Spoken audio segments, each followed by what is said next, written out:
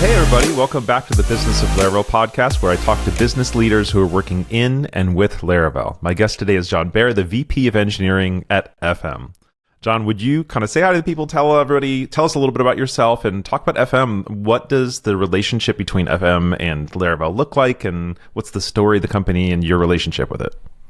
Sure. Thanks for having me on the podcast, Matt. So this is a little bit of a convoluted and lengthy story. Love it. I go back about 10 years or so, and I had just started a Laravel consultancy agency in the UK. And FM at that time was just one company called MusicBed. And MusicBed had a legacy app, which was, if you can imagine, like the worst spaghetti PHP code, no framework, SQL injection all over the place. This was like a textbook case of that. And so Laravel, I think, was on version 4 at the time. And I basically was brought in to rewrite the app from scratch. Complete rewrite, the entire database structure, everything. And this was one of our, I think it was maybe our second or third big project at the agency at the time. And so that took about 6 months. And MusicBed at the time kind of grew over time. And we then I brought more contractors into Metal. They started subcontracting to MusicBed. And this relationship continued for a few years. And then about 3 years ago or so, I was chatting with the CEO, and he said to me, "Hey, John, are you interested in coming in full time?" And it took a bit of back and forth, and I'd kind of had enough of agency life at that point in time, and it just made sense. So I joined as the VP of Engineering. It was a good time to join, I think, in a lot of respects. The engineering team was a little bit deflated at the time. They'd kind of gone through some big changes internally. So I had to kind of rebuild the team, not completely from scratch, but we had lost a few engineers just before I joined and just after. Bring some stability to the team and kind of go from there. So I guess your question is, well, what does FM and MusicBed do? So there's 3 main brands at the moment. The first one is MusicBed, which essentially licenses music to the creative industry.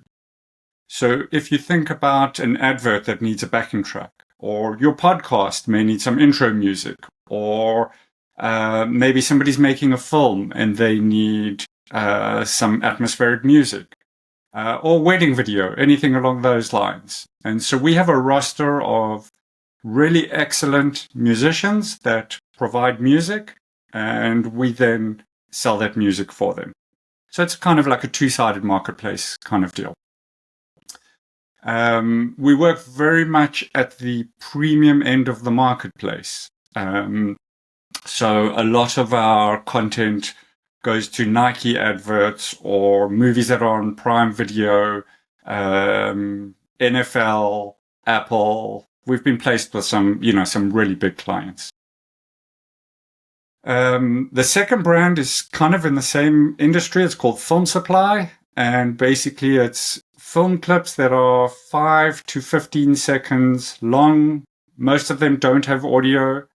And again, it's somebody who wants to create an advert and needs a clip of a car racing through the desert, a lion stalking its prey, something along those lines. Right.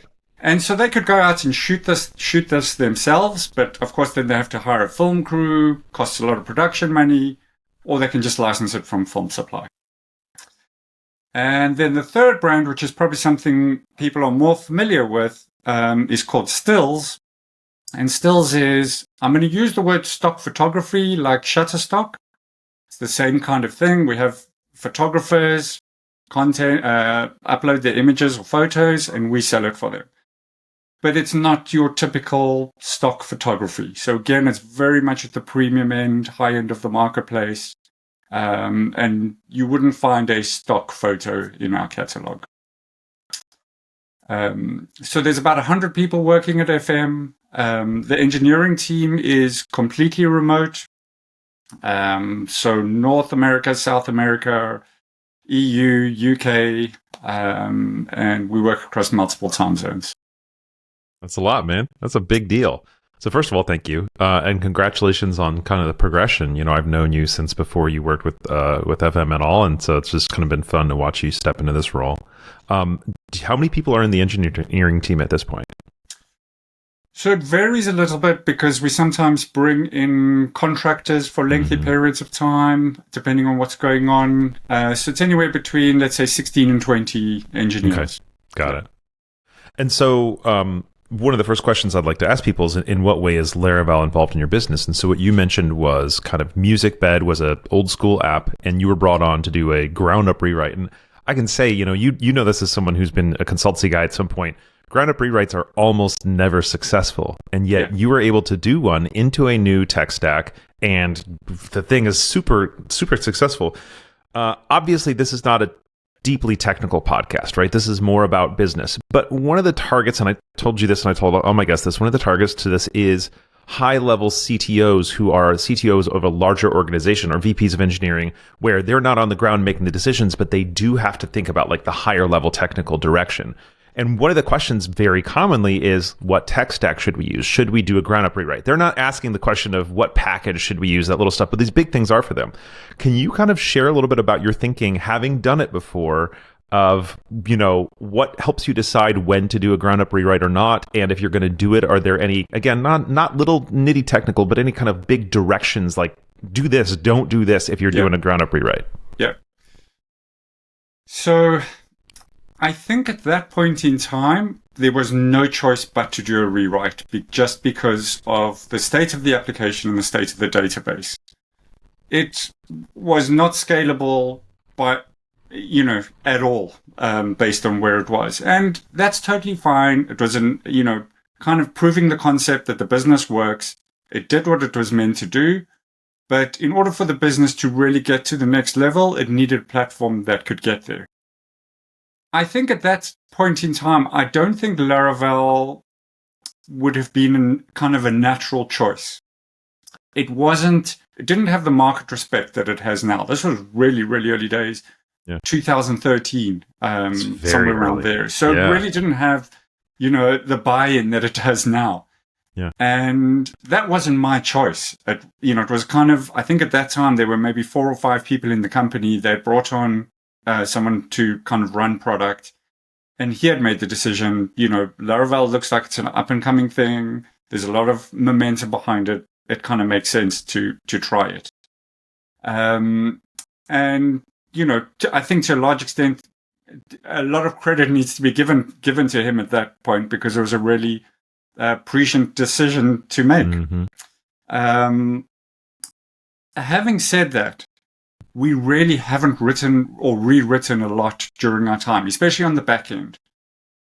I think it's fair to say the front end changes a lot more than the back end does. So we've done a few rewrites on our front end. The front end React wasn't even out at that time. So it was an Angular front end.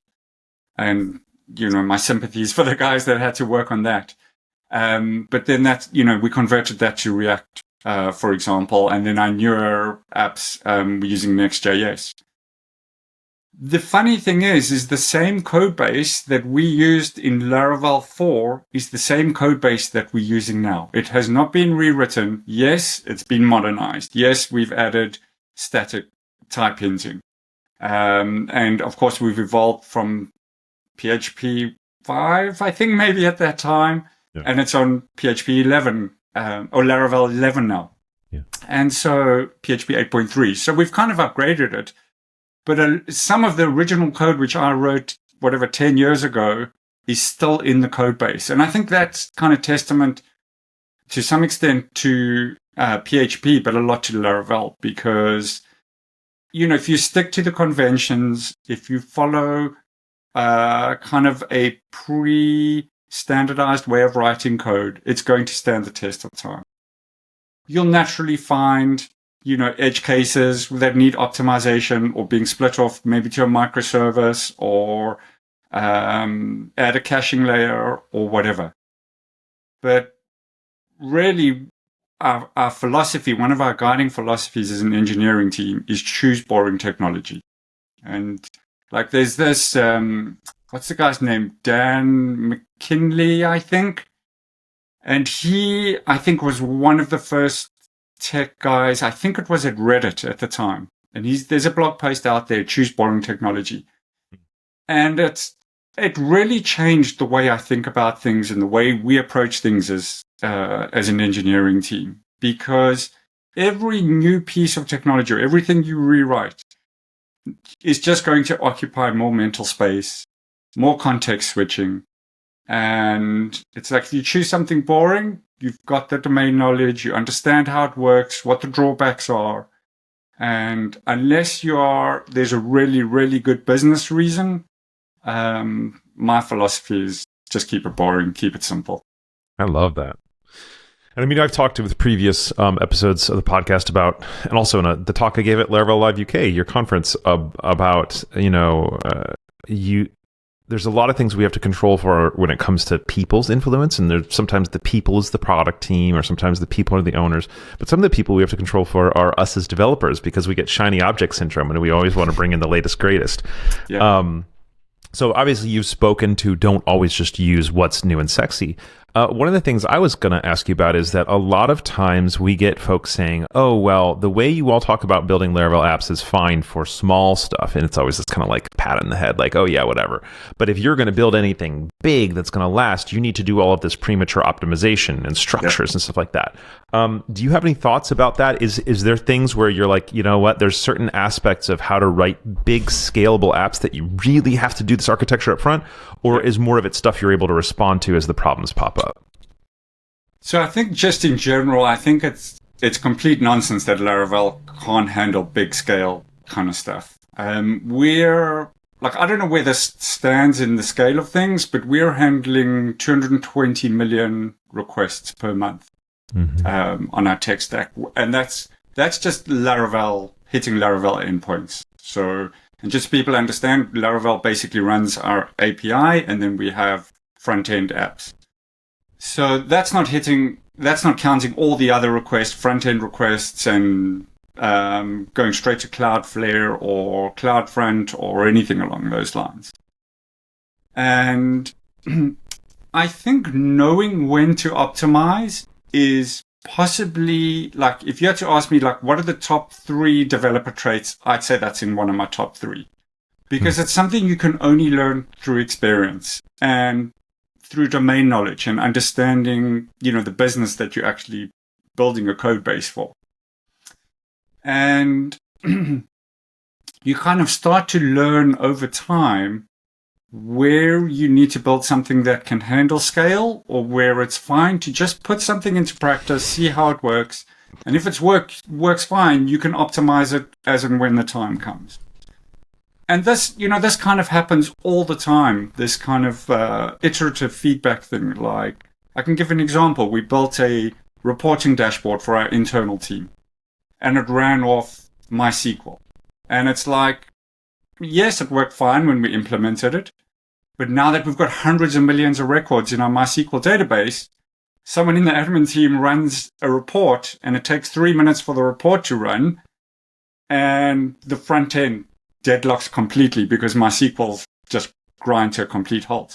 Yeah. And so you learn, okay, for that kind of stuff, let's put in a replica database. And admin can then go completely separate. And then there's steps you can do, beyond that. You can send it to BigQuery and run it off that instead. And these are the kind of things you learn over time with more, with practice. It's hard to know, like, upfront sometimes what path you're meant to take. And my viewpoint to the guys to the people on my team is just, let's put it in, let's see what happens, and the reality will actually show us, what we're meant to do going forward. Yeah. I've fallen into this trap so many times, and I think it's such an easy trap to fall into as a developer, in that you want to build the perfect solution for all scenarios.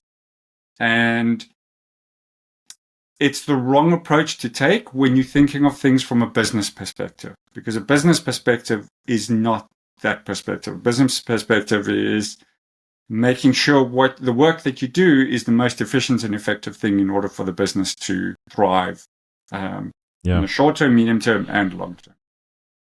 That's great. And I mean, short term, medium term, long term really kind of points out the fact that if you spend 3 years building a thing and not making money and whatever, and then, you know, the thing that you're building has changed 3 times along the way, you know, like versus if you get something out there that works and accepts money and then it gets bigger and then you make the adaptations and then it gets bigger and then you make the, you know, it shifts and it pivots. And I'm sure, you know, Music Bed was originally just Music Bed. It didn't used to be FM. And at some point, I don't know when, you know, they made the switch out to add these other mediums.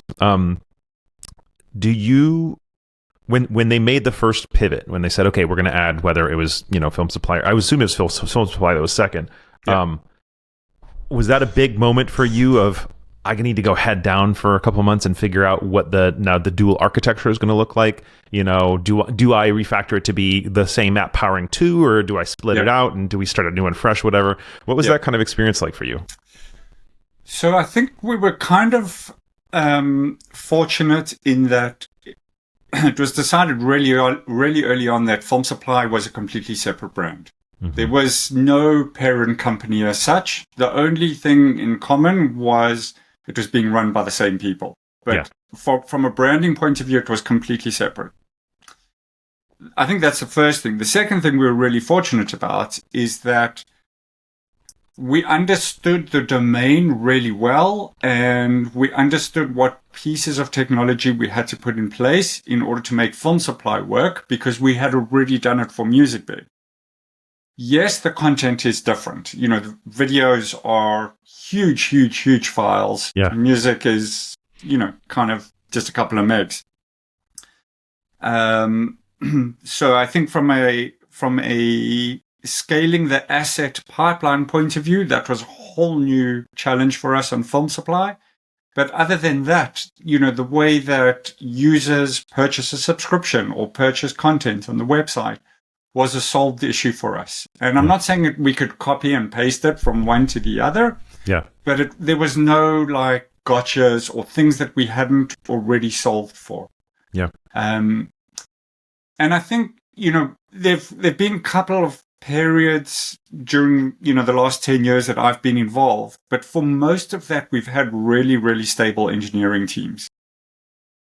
And I cannot kind of overstate the importance of having domain knowledge and stability in an engineering team.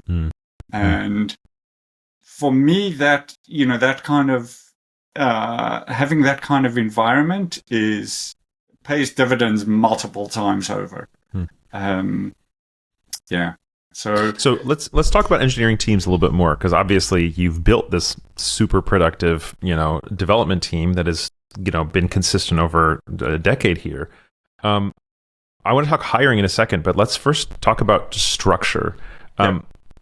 When thinking about an engineering team, there's so many different ways that people handle it. And the most common one that I see, and I don't think this is what you've done, is you've got one senior person, and in order to try and save money, the company has them hire 20 junior developers and just try to like throw them in the fire or whatever.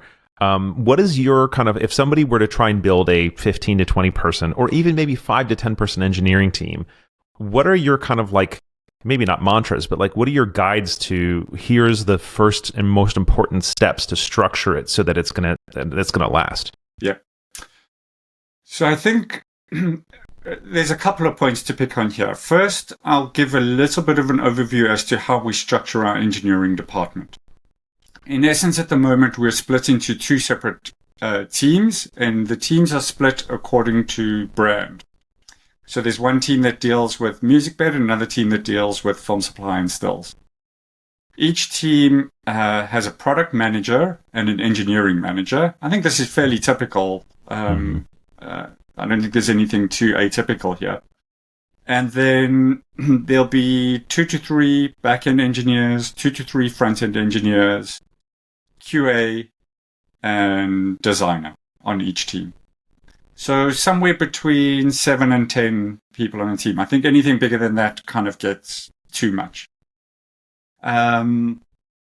So there's a separate product team, which is the product director and product owners. And there's kind of a separate engineering team, which is myself, engineering managers, and all the individual engineers.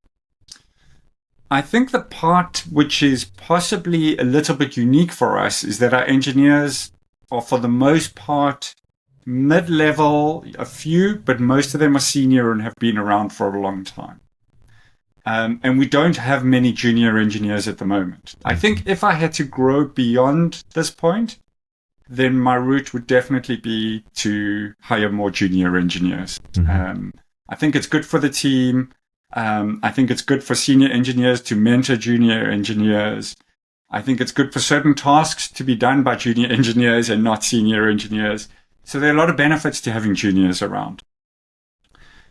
The benefits of having senior engineers is that they understand the domain well. And one of, I think, our key mantras is taking ownership of things.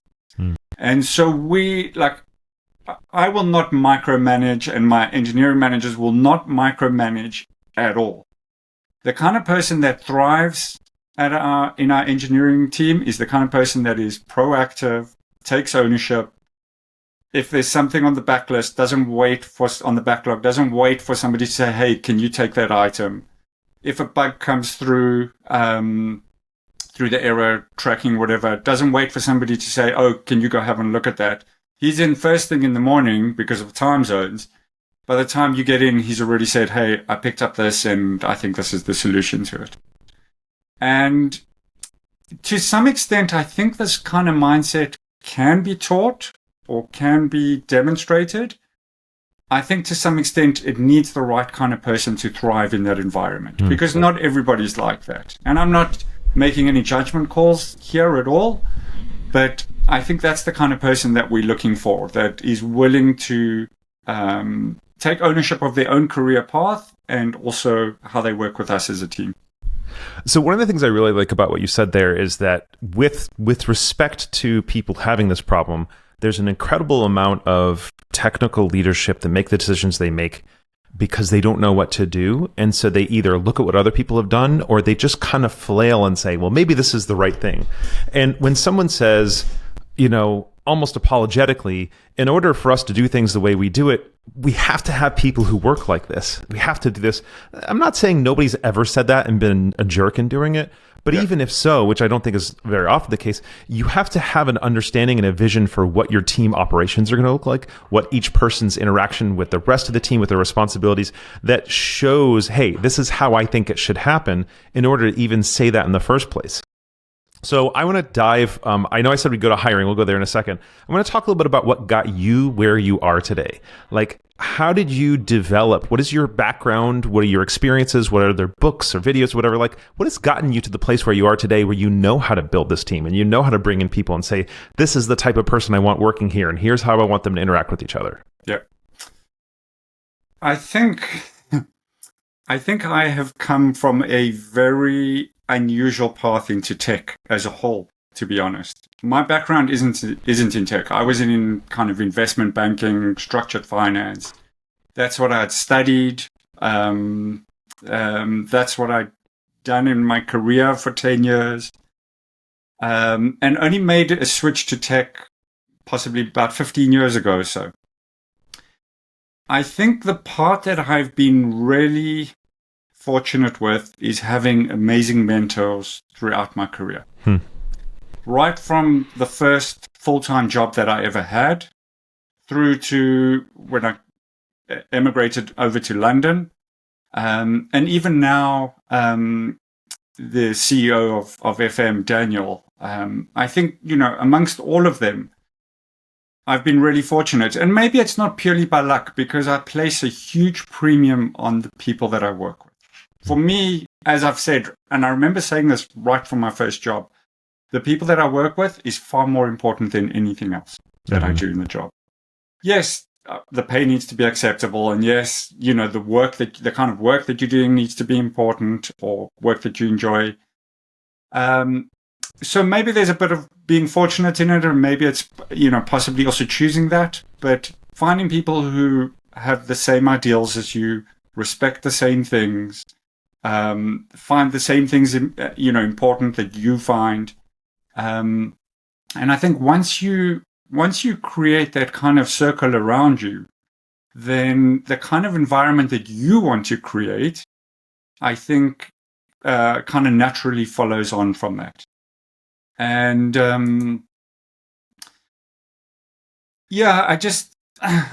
for me, one of the key principles is making sure that your expectations are communicated and understood. And I think both of those are really important, because I think a mistake that some people make is they know in their own minds what kind of environment they want, or what kind of engineering team they want, or how they want the tech stack to work. But they haven't necessarily communicated it well in the first instance. But in the second instance, it's one thing to communicate it. The second part, which is possibly something I've only learned more recently in my career, is making sure that the person you've communicated to has accepted it and understands it. Yeah. And that they can communicate it back to you.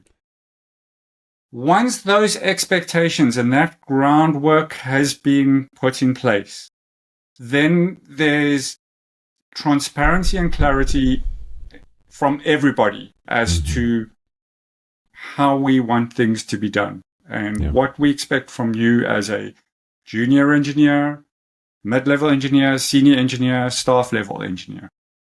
And I think I probably to some extent naturally kind of had an intuition behind this, but then you read a book like Radical Candor by Kim Scott. Third podcast episode of this in a row with somebody mentioning it. Right. I was like, is he going to say it? I think he's going to say it. It doesn't surprise me at all, because it just puts a framework in place and explains it in a language that makes complete sense. And it's like, with that clarity and that candor, everything is just above board and everybody understands what needs to be done. Yeah. Yep.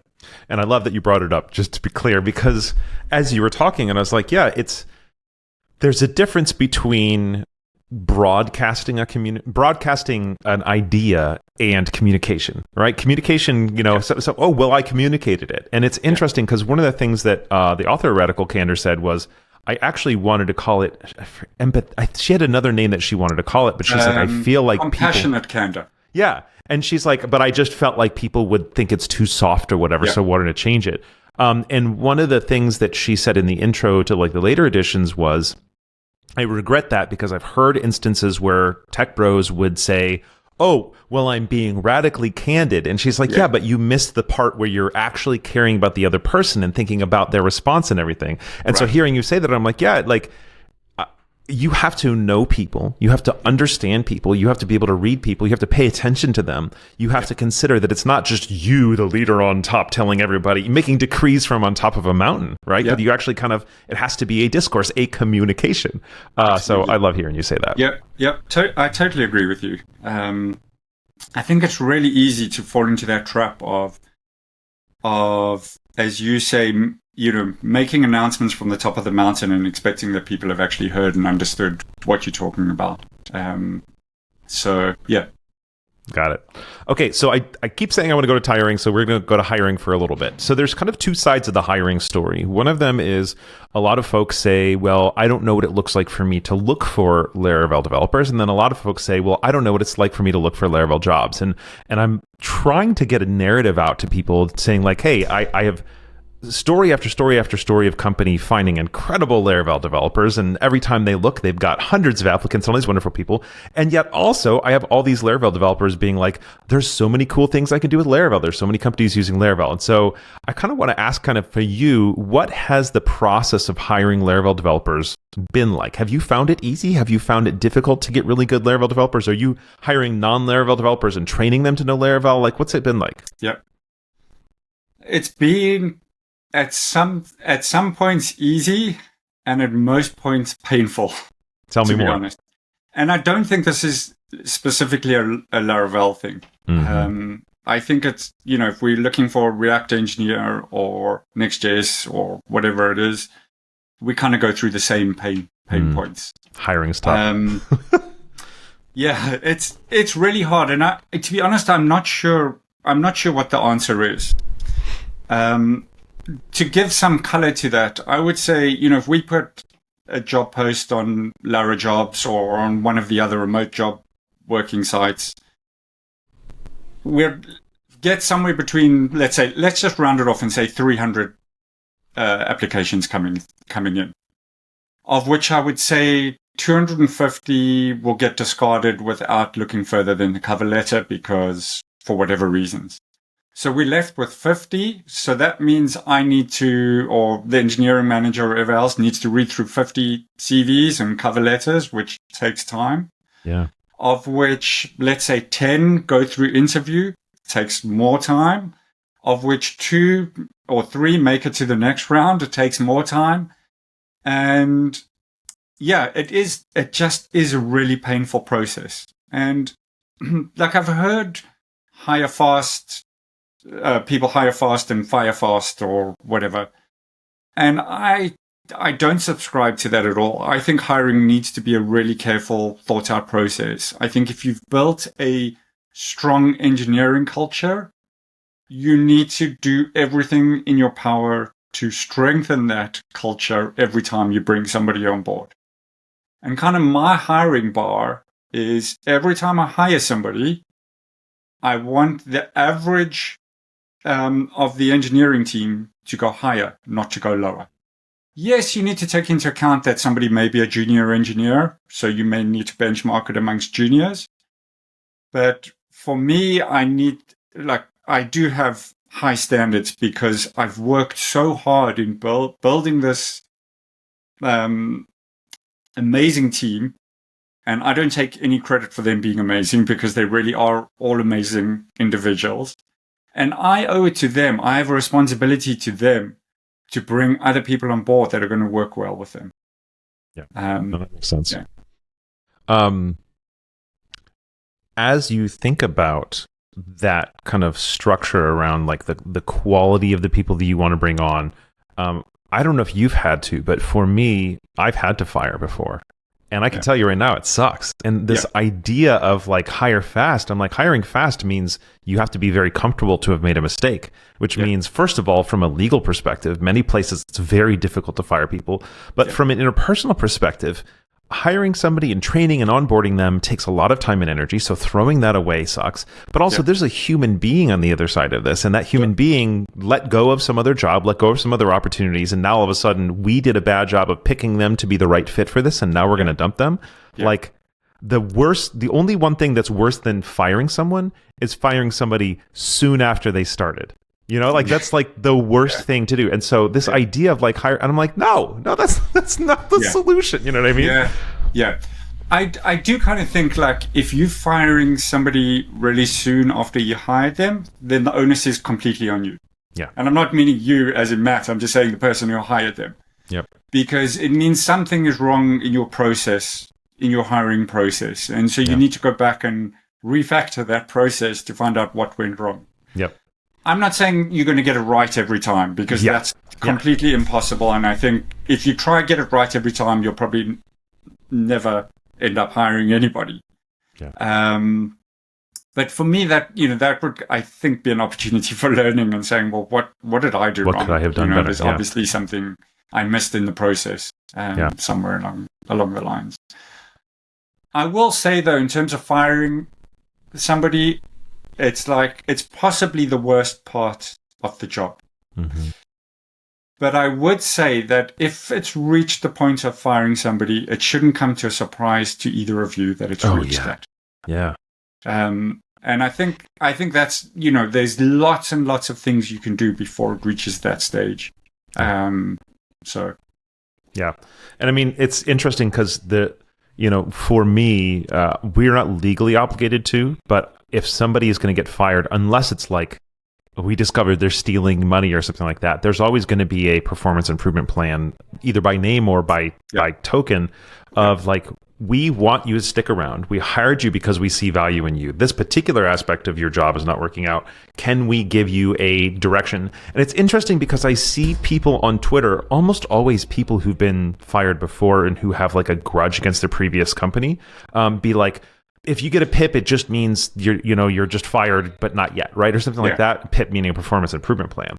And as somebody who's given them before, I'm like, for me, a performance improvement plan is a plan to improve your performance, right? Yeah. Like if I did all this work to find the right person, interview 500 people, go through all those interviews, train you for all this time, and things aren't working out, my desired solution is for things to work out. If that wasn't the case, I would just fire you right now, right? Yeah. And so I think I want to spread like the news to people that like your boss can come to you and say, I need to officially register that you need to do better, and here's what doing better looks like, and can do it with love and grace and empathy and the desire for you to do those things and stick around, right? Like it's not, I completely agree. And again, it just comes back to setting clear expectations and being compassionate and not radical in terms of your candor around that. I just from personal experience, we have put, a handful of people through PIPs before, and it's worked out, completely fine, and they've stuck around, and we've said, as you said, this is an area that you need to work on. Here's how I can help you. If you just throw it to somebody and say, go fix it, that's not an answer for anybody. Yeah. Yes, they need to have the right mentality. Absolutely. They need to be, open to it, and willing to work with you. If you've done your hiring process right, then hopefully, you've got the right person with the right mentality. Yeah. Yeah. We've had a couple different responses to PIPs, and we can go off PIPs. We've had, one person discovered through the PIP that the problem was not them. The problem was they wanted to be in a different industry, and they had tried to get into tech, and they really just wanted to go to the other thing. They went and did that. We had one where it worked and it's great. They stuck around. We had one where somebody had internalized this idea that a PIP means you're fired. And so during the PIP, they went and found another job because they were like, I'm obviously. And I'm like, oh, man, you know? So again, I think that's maybe why I have like a personal desire for people to hear like, and that doesn't mean that people don't misuse PIPs, right? I think people's dislike of this idea is because there are large organizations and really unhealthy startups and stuff like that that are doing PIPs in a bad way, that's the source of their bad reputation. You know what I mean? But my former employee and still friend Dave Hicking talks a lot about the idea of organizational scar tissue, where if one person does something wrong, you make a policy so nobody, and you just get more and more policies. But I also think we have cultural scar tissue from like the number of bad employers having done what is on its face actually a good thing, but the bad employer kind of like taints it for us a little, you know? I feel like, looking back maybe 5 or 10 years ago, a lot of the tech culture that was published and were in blog posts all came from big tech. And the way in which you run a big tech team cannot be the same in which you run a smaller or mid-sized, tech team. It just doesn't work. I know like Microsoft used to do stack ranking, for example. Yeah. Which is just, garbage. It's disgusting on all levels. And like, for some reason, I spoke to a few people who are running small tech teams, and they say, "Oh yeah, we do stack ranking," and it's like they've got 10 engineers, and you do stack ranking. Yeah, it's like it just doesn't make any sense. And the same thing with PIPs. It's like, I don't, this guy isn't working out. I've put him on a PIP, and he'll be gone by the end of the month, and it's like that is completely nonsensical. Yeah, for sure. All right, so back to the actual topic. Thanks for letting me kind of go down that route for us a little bit. So we're kind of nearing wrapping up, but I have a few wrap-up questions. And one of them is, if somebody wanted to have a role like yours in the Laravel world, they desired to eventually become a VP of engineering of a larger company, they wanted to do the type of work that you're doing in hiring or in terms of the teams you have or the architectures that you built, is there one piece of advice or experience you'd recommend them to do or step you think they should take to help them get to where you are today? Yeah. I think it's probably important at this point to lay out and this is something I had to put some time and energy into understanding as well. There's actually two routes to go down. There's an individual contributor route, and there is a management route. Mm-hmm. And a lot of engineers have a mistaken impression that thinking in order to progress their career, they have to go down the management route because that's the only way they get more recognition. They can manage people, their salary will increase, and all the rest. Yeah. And that's actually a specious argument. It is totally fine if you're more comfortable on the tech side of things and you don't want to be managing people and deciding on who gets a raise and who doesn't get a raise and liaising with the product team all the time, that you can stay on the IC route, individual contributor route, and still progress your career. That's totally feasible. And if you join a company, you should ask them for their career progression framework. Yeah. And I would strongly recommend putting companies that have separate tracks for management and for IC to be, a favored solution. If you feel like you like working with people more than you like the tech side, not to say that the tech isn't there to some extent, then you can consider looking at the management side of things. Yeah.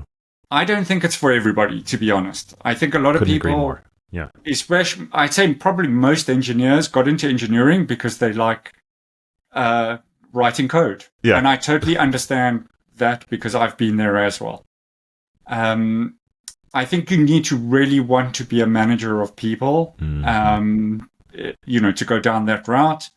And it brings a whole different bunch of problems and ways of thinking compared to being an individual contributor.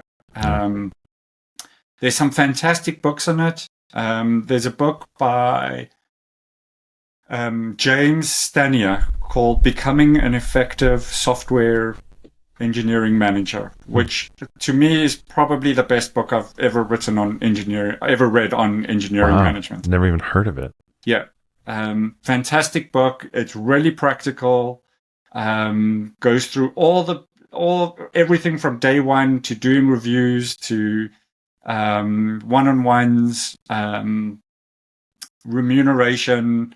And I would say have a read through that book and see that would probably help you determine if you want to become an engineering manager or not. That's fantastic. And I really like that delineation because the most common time I'm having this conversation with folks, I'm saying, are you sure you want to start a company? Because there's all these things involved in starting a company that are not doing the thing you want to do. But this is the same thing at a smaller scale are you really sure you want to write less code and deal with people more? And that doesn't, deal with people suggests that we're a whole bunch of, corner closet dorks, just want to code. But like the actual domain of your day-to-day job as a manager, as a VP, as a CTO becomes less and less about code and more about interpersonal things, not only interpersonal with your team of programmers, but also interpersonal with product and with business and with customers and stuff like that. And if that sounds exciting for you, great. But if you're like, but I want to get back to code, the number of people who've moved into a senior leadership position who are kind of like in my cohort of programmers from 10, 15 years ago who said, how do you find time to code? And I have to I'm like, I do open source projects, I do blah, blah, blah. Yeah. But like, it is the most common question I get before, how do you hire well? How do you do this, that, the other? The first thing is, how do you find time to code? And so I think that's really great advice. Yeah. I would say that if somebody shows interest in wanting to become a manager, it's totally fine to give them the opportunity to try for 6 months or a year. And if they don't like it and they want to go back to coding, they will be a better coder and a better team member for having tried become a manager. Far better, because they'll have that experience, they'll have that understanding of the different responsibilities that you have as an engineering manager, how you interface with the rest of the company, how you interface with other people on your team as a manager. And if you don't like it, that's totally fine. You gave it a try, and there's absolutely no downside to doing that. That's really brilliant because, like you said, if you don't like it, then you're kind of more settled, and also you have a better working relationship with the managers in the future because you've been there, you understand what they're going through. So, yeah, I love that.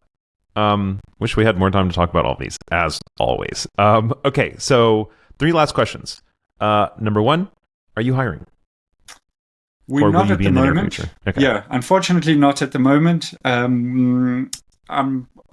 will say that may change in the not too distant future. But at the moment, we're not hiring on the front end or the back end.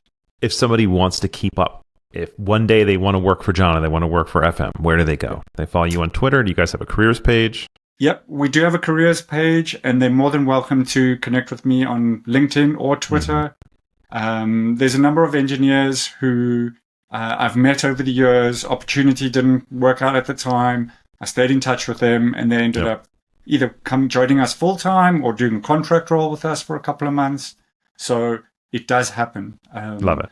My advice to people looking for jobs, I think more than anything, is just network as much as you can, and not in a obnoxious, over the top kind of way. Just keep in touch with people, drop them a line every now and again. Yeah, totally fine. Love that. Second to last question: is there anything you either want to plug, like promote, or is there anything that you wish we had talked about that we didn't get a chance to talk about today? Gosh, I'm not. I've been in the Laravel community for a long, long time, and I'm not really the kind of person that plugs a lot of things all the time or that often. I'd say most people probably don't even know who I am in the Laravel community, other than the fact that I do Laravel Live UK. So I'd say if you are in the UK or Europe and you want to come to an awesome conference, we'll be having it again in June of next year. So definitely would recommend it. Yeah. Okay, and the last thing is, if FM came through, and I don't know whether you have any equity in FM, but let's just imagine a world in which, because of the work you've done for FM, somebody handed you $100 million. What do you do tomorrow? So, deep sigh. Yeah, I think the reality of situations is very different to how people imagine it in their mind. And you'll often see people saying, "Oh, if I had to see somebody getting mugged in the street, I would definitely jump in and help them out," or whatever. And the reality is, well, actually, you did. Funny story, Dad. Yep. And I have a bone spur in my jaw to prove it for the rest of my life. I think probably 99% of people wouldn't. They'd freeze on the spot. And I think, people think, they have all these imaginations of what would happen if they won the lottery or $100 million or whatever. I think if that had to happen to me, I would take out a sum, let's say $1 million, and I'd put the rest away for a year and say, I don't want to decide this now. I'll take a year and think about what I want to do with it. I think, the typical answer would be, I want to help people in some way. And I think I would, but I think there are lots of ways to deploy money and time that empower people and can really make a change to people's lives. And to be honest, I can't think of a better legacy than making a difference in people's lives in a positive way. Not necessarily just, amongst your family and close people, but people that you've never met, that, because of circumstances, because of where they've been born, because of, whatever unfortunate circumstances in their life they haven't had the opportunity, could really, kind of have a multiplier effect on themselves, their families, their communities. And I think that's the kind of opportunities which I would look to make a difference in. I really appreciate the diversity of answers from people, because some folks, they're like, it's all about what they're going to do personally, which is fine. And some people, it's all about what they're going to do professionally, which is also fine. So you gave me a little bit more of a professional direction. Let's talk personally, just real quick. Where's the first trip you take? What's the first chateau you stay at, or what is the first experience you do, or what is the first thing you start? From a personal perspective, you don't have any work responsibilities. Let's say you take a year before you figure out your next thing. Where are you? What's the first thing you're just like, oh, I can't wait to do that? I I would get a camper van and travel around the US. Okay. I've done a fair amount of traveling around the US, and I've done various overlanding trips before. But I think America is just made for that kind of traveling. I think that my wife and kids would absolutely love it. I love So that. go see the wild areas of America. Canada, I think, would be amazing. That sounds awesome. I love that. Yeah, I've been talking with my wife about one day maybe renting an RV or getting an overlanding truck set or something like that and just disappearing for a month or something. Yeah, That's yeah, awesome. that's the dream. Well, John, obviously, every person who listened to this podcast fell in love with you and is so excited to learn more about you in the future and everything like that. If they want to keep up with you, what is the best place? You mentioned LinkedIn, you mentioned Twitter. Is that the kind of the best way for people to keep up with what you're those two up to? are the best. Yeah. Okay. So at John T. Behr on Twitter and LinkedIn, just search for my name and hopefully Okay. it comes up. Yeah, and we'll have links in the show notes as always. So, well, John, I mean, we've been friends for a long time right now. It's really nice this year to have been able to kind of see you in person at Laravel Live UK and to be able to have you on the podcast right now. And I just want to say thank you so much for your time and your energy and your excitement and sharing your wisdom with us. It's really great having you on. Once again, this is one of these where we could talk for 3 more hours, but even in 45 minutes, I feel like we got a lot of good stuff here. So thank you for hanging out today. Thank you for having me on. And I don't know if this gets said enough, but thank you for everything you do for the Laravel community. Thanks, man. Yeah, I hope you know how much everybody appreciates it. I really appreciate that a lot. Wow. You bet. I'm just feeling all good about myself. All right. Well, thank you, John. And to the rest of you, thank you so much for hanging out with us today. And we'll see you next time.